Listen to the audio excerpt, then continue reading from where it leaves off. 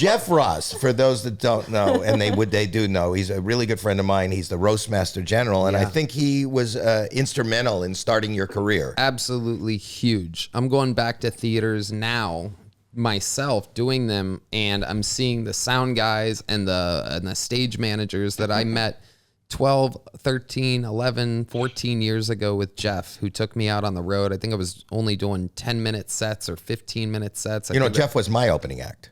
Really? Yeah. Yeah. Wow. So this is like the Darwin theory of comedy. We're right here. Yeah. Yeah. This is beautiful. Howie pranked me when I opened for him.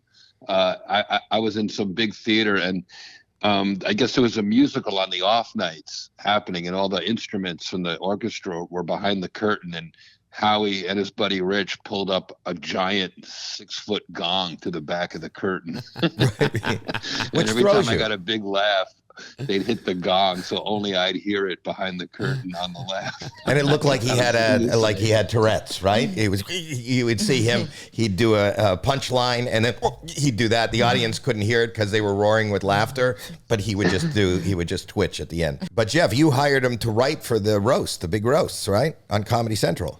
Tony, when I met Tony, this was a long time ago now. He was a door guy at the Comedy Store, right, Tony? Yep.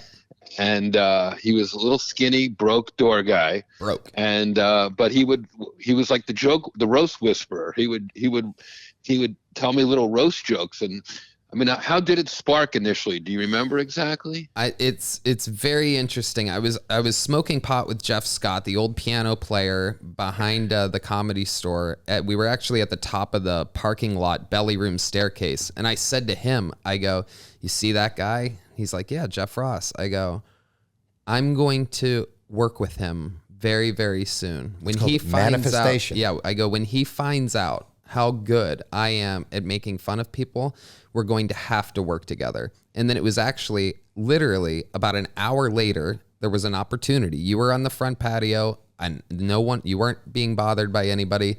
And I said, "Jeff, I'm Tony. You've seen me with the Barris Brody Overdrive playing air guitar or whatever. And I just want to let you know that if you ever need any extra roast jokes for anything whatsoever, I'm super, super down and really, really good at it. And I think we could really, really help each other out." Something to that effect.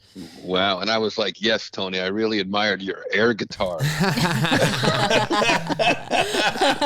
But no, I remember you told me that, Tony, we wound up writing on Comedy Central's The Burn and a lot of the roasts and side projects. And we became writing cohorts all the time. And eventually we took our show on the road up to Canada. We did a nationwide tour of America and of Canada.